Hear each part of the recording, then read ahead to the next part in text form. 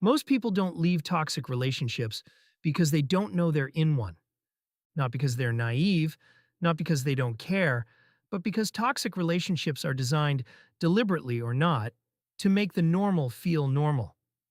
Here are 7 signs you're in a toxic relationship. And if any of these land, stay until the end, because the last one is the one most people never talk about. And if this content is helping you understand something you've been trying to put into words, subscribe. I publish every week, and what's coming next goes even deeper. Sign 1.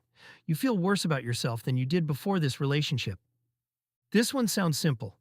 It isn't. Healthy relationships, even imperfect ones, should on balance make you feel more capable, more secure, more like yourself. Not all the time, not perfectly.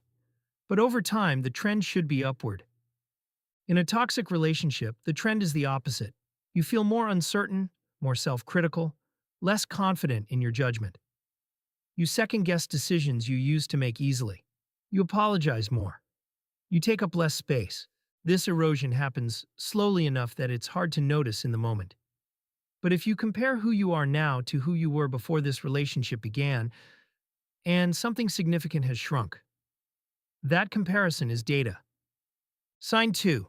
You walk on eggshells. You know what this feels like even if you've never named it? It's the mental calculation you run before you say something. The quick check, is this going to be okay to bring up? Will this create a problem? You monitor your words, your tone, your timing. You soften things before you say them. You sometimes decide not to say them at all. A healthy relationship doesn't require this level of management. You might occasionally be careful about how you raise something. That's normal.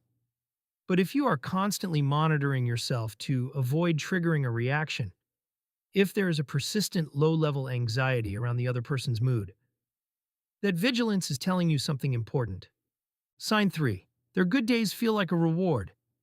This is the one most people don't expect to be on this list. In a toxic dynamic, warmth becomes unpredictable. When the other person is kind, affectionate, or in a good mood, it produces something closer to relief than to simple happiness. Because you know it won't last. Because you've learned through repetition that the good periods end. And that relief, that disproportionate gratitude for basic decency, is itself a sign that something has gone wrong. In a healthy relationship, kindness is the baseline. In a toxic one, it becomes the exception that you organize your behavior around trying to produce. If you find yourself genuinely grateful when someone treats you well, not moved, not appreciative, but grateful, as if it could have gone the other way, sit with that. Sign 4. You can't remember the last time you felt truly heard, not agreed with, not given what you wanted. Heard. There's a specific feeling of being genuinely listened to, where you sense that the other person is actually tracking what you're saying, that your perspective is landing, that you're not just filling silence. In a toxic relationship, this feeling disappears. Conversations become performances. You say things and they don't quite land. Your concerns are minimized, redirected, or turned back into conversations about them. You start editing what you share. Not because you want to, but because you've learned that bringing certain things up doesn't lead anywhere useful. Over time, you stop bringing things up at all, and the silence that follows feels like peace. But it's actually isolation. Sign 5. You justify their behavior to other people.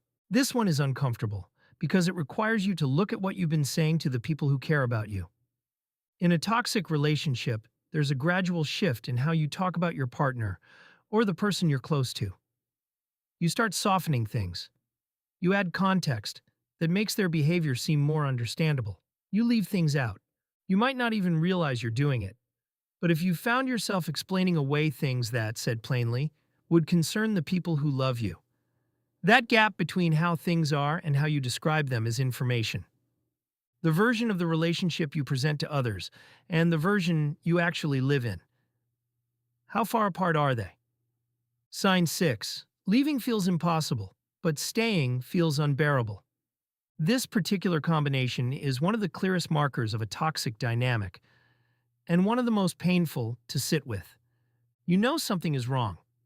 You can feel it, and you've probably thought about leaving. maybe many times, but something keeps you there. The history, the good moments, the fear of what comes next, the guilt, the hope that things will change. And so you stay. And staying is hard, but the idea of leaving is somehow harder. So you stay some more. And each time you stay, the bar for what's acceptable shifts slightly. And what once felt intolerable starts to feel like just how things are. If you recognize yourself in this, if you're stuck in that particular loop, I want to say clearly, the fact that you can't just leave doesn't mean you're weak. It means you're in something that was specifically designed, consciously or not, to make leaving feel impossible. That's not your failure. That's what toxic relationships do. Sign 7. You've lost a sense of who you are outside of this relationship. This one comes later, and it's the hardest to name while you're in it. At some point in a toxic dynamic, the relationship starts to consume the space where you used to exist. Your interests narrow, your friendships thin out.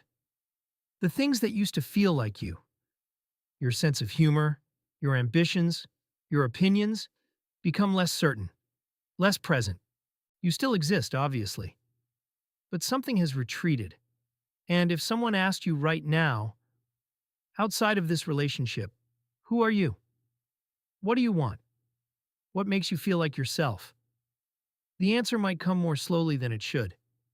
That slowing is a sign, not of who you are, of what's been happening to you, what you do with this. Recognizing these signs doesn't tell you what to do. It doesn't mean you have to leave immediately, or that the person is irredeemable, or that what you've had together doesn't matter. What it does is give you a clearer picture of what's actually happening, one that doesn't require you to explain away your own experience.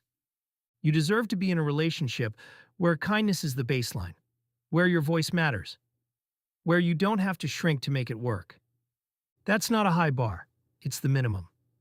If this video helped you see something you've been struggling to name, subscribe.